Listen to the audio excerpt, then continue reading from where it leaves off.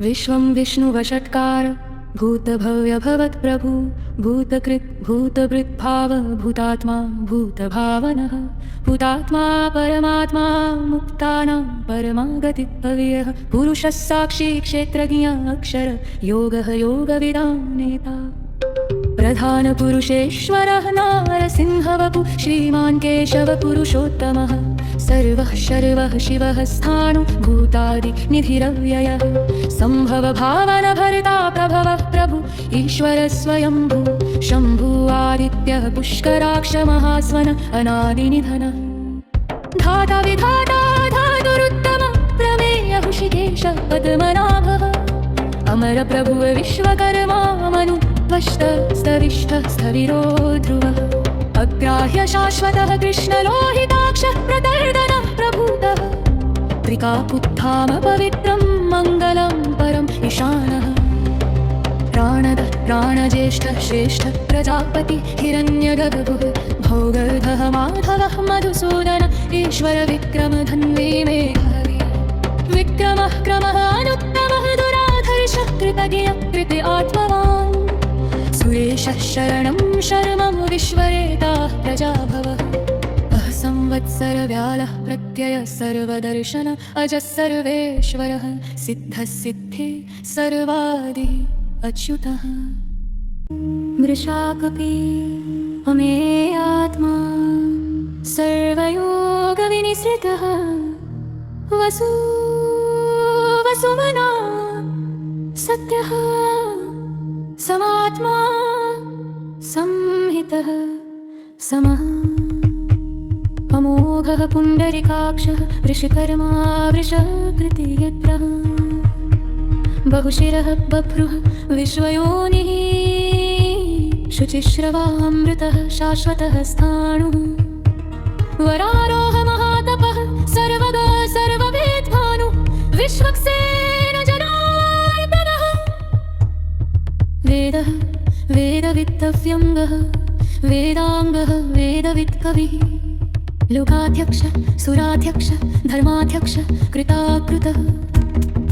चतुरात्मा चतुर्व्यूह चतुर्दंष्ट्रः चतुर्भुजः ब्राजिष्णु भोजनं भोक्ता सहिष्णुः जगदादिजः अनघः विजयः जेता विश्वयोनिः पुनर्वसु उपेन्द्रः वामनः प्रांशुः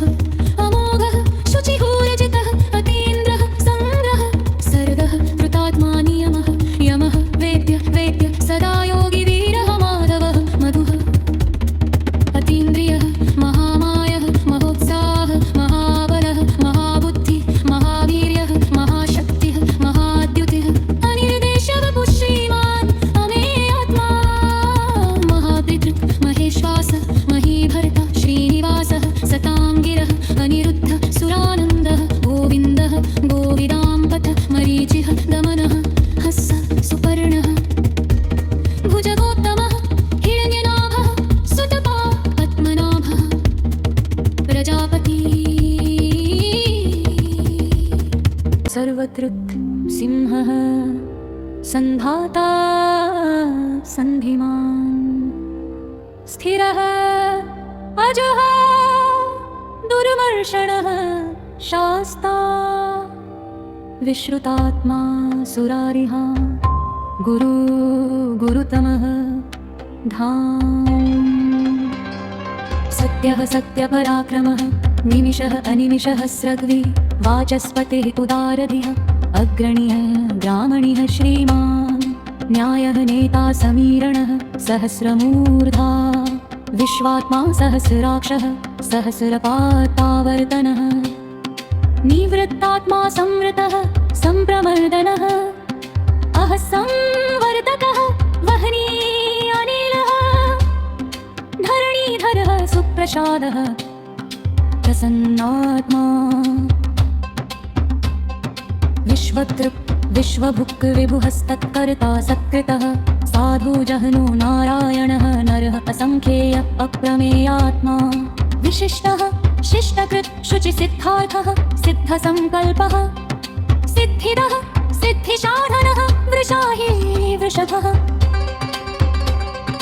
वृषः वृषपर्वा वृषोदरवर्धनः वर्धमानः विरिक्तः श्रुतिः सागर सुभुज दुर्धरः वाग्मिः महेन्द्र वसुदः वसुः नैकरूपः बृहद्रूपः शिपिरिष्टः प्रकाशनः ओजस्तेजोद्युतिधरः प्रकाशात्मा प्रतापनः रुधः स्पष्टाक्षरः मन्त्रः चन्द्रांशु भास्करद्युतिः अमृतांशुद्भव भानुः शशबिन्दुः सुरेश्वरः भूषधं जगतस्येतु सत्यधर्मपराक्रमः भूतभव्यभवन्नाथः पवनः पावनः अनिलः कामः कामकृत् कान्नः कामः काम्प्रदः प्रभुः युगादिकृत् युगावर्तः निगमायः महाशनः अदृश्यः व्यक्तरूपः सहस्रजित् अनन्तजित् इष्टः विशिष्टः शिष्टिष्टः शिखण्डी नहुष वृषः क्रोधः क्रोधकृत्कर्ता विश्वबाहुमहीधरः अच्युतः प्रथितः प्राणः प्राणदः वासवानुजः अपानिधिः अधिष्ठानम् अप्रमत्तः प्रतिष्ठितः स्कन्दः स्कन्दधरः धूर्यः वरदः वायुवाहनः वासुदेव बृहत्पानो आदिदेवः पुरन्दरः अशोकः तारणन्तारः शूर शौरी जनेश्वरः अनुकूलः शतावर्त पद्मी पद्मनिभेक्षण पद्मनाभः अरविन्दाक्षः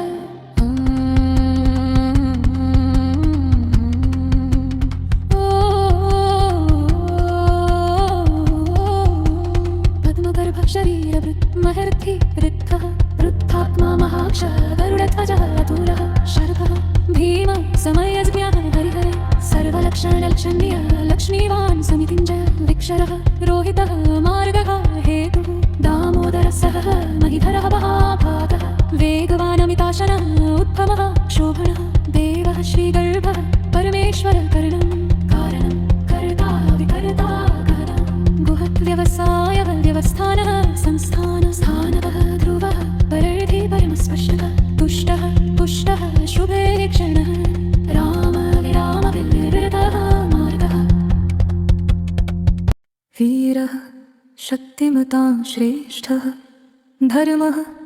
धर्मवेदोत्तमः वैकुण्ठः पुरुषः प्राणः प्राणदः प्रणवः पृथुः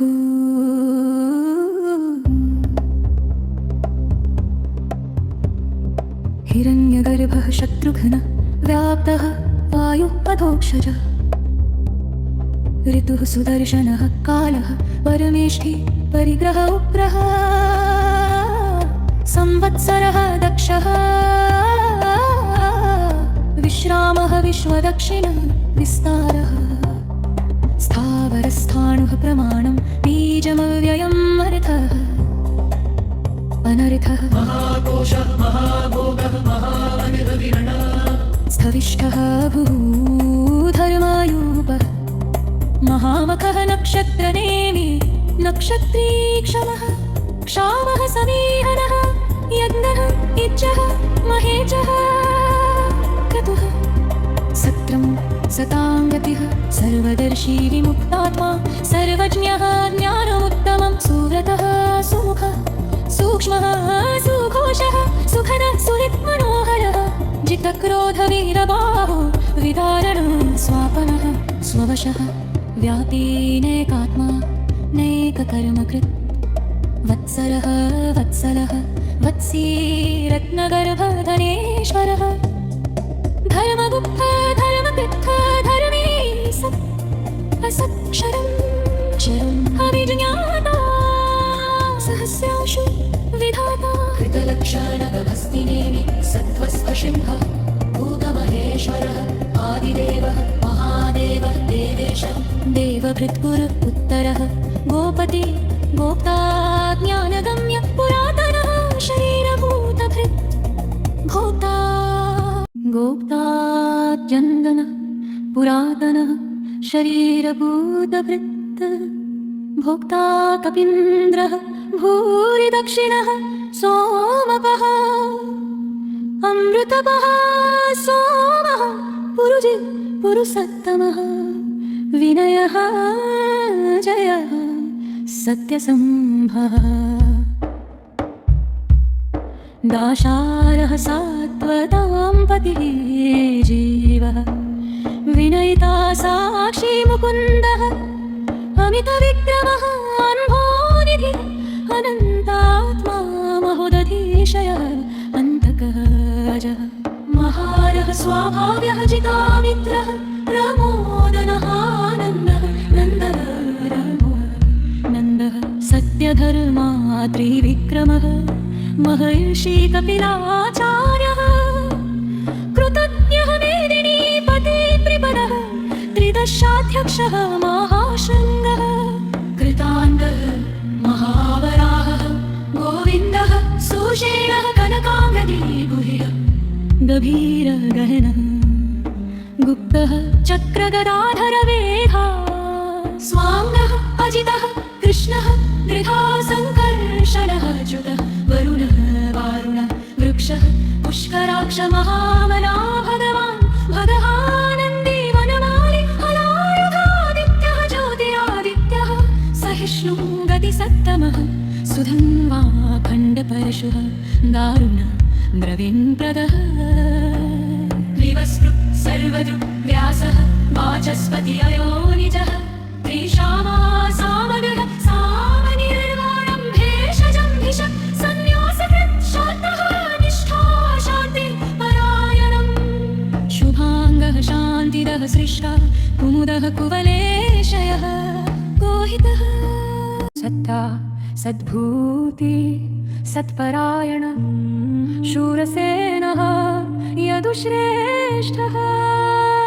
सन्निवासः सुयामुनभूतावासः वासुदेवः सर्वासु निलयः अनलः दर्पः दर्पदः दृप्तः दुर्धरः अपराजितः विश्वमूर्ति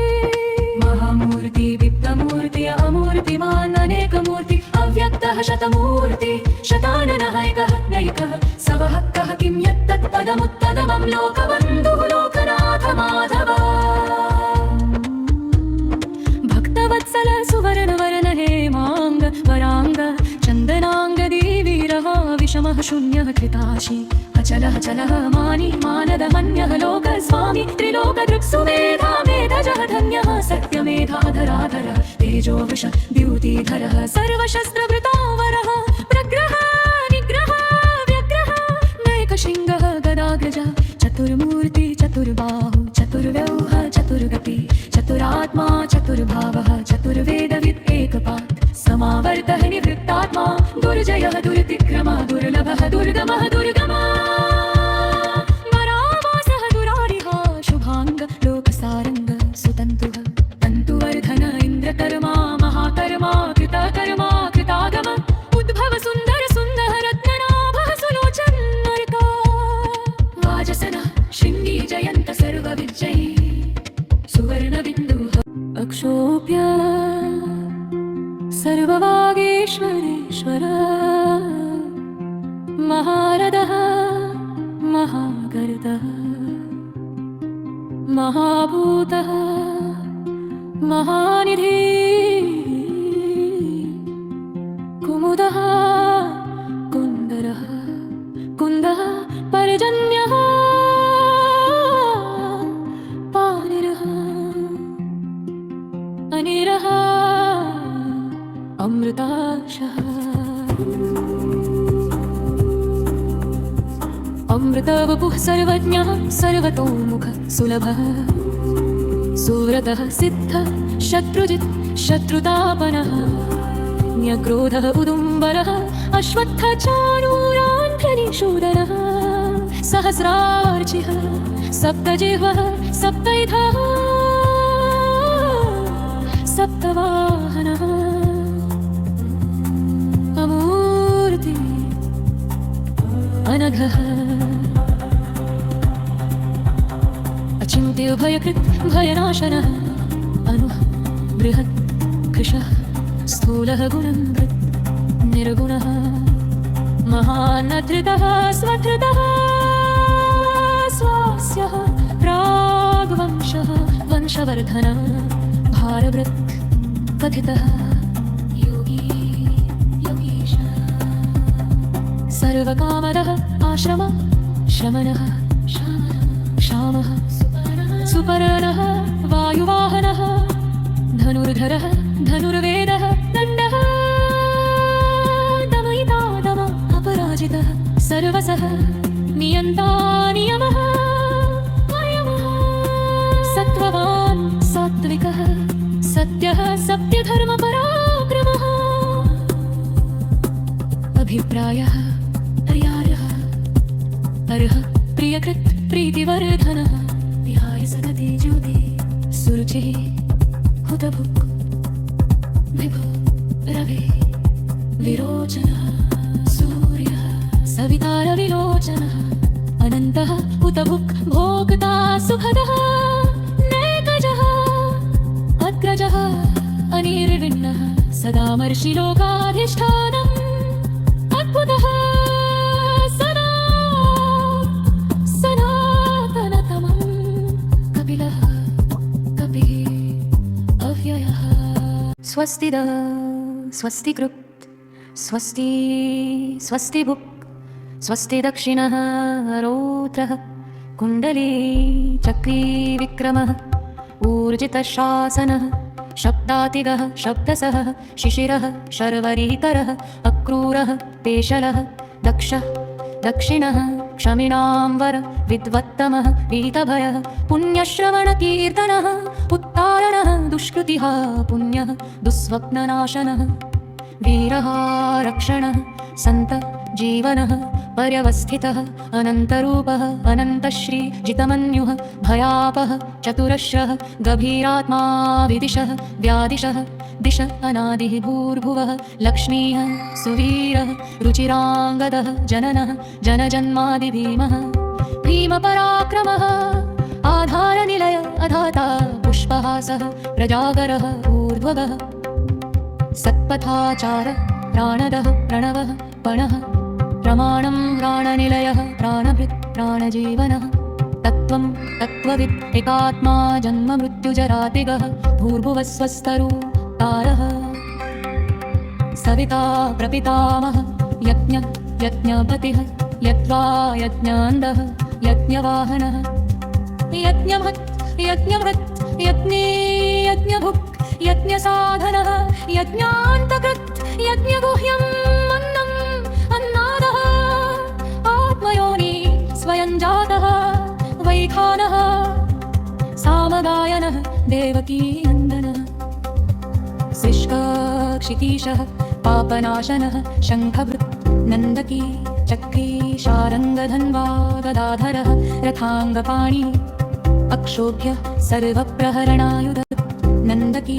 चक्री शारङ्गधन्वा गदाधरः रथाङ्गपाणि अक्षोभ्य सर्वप्रहरणायुध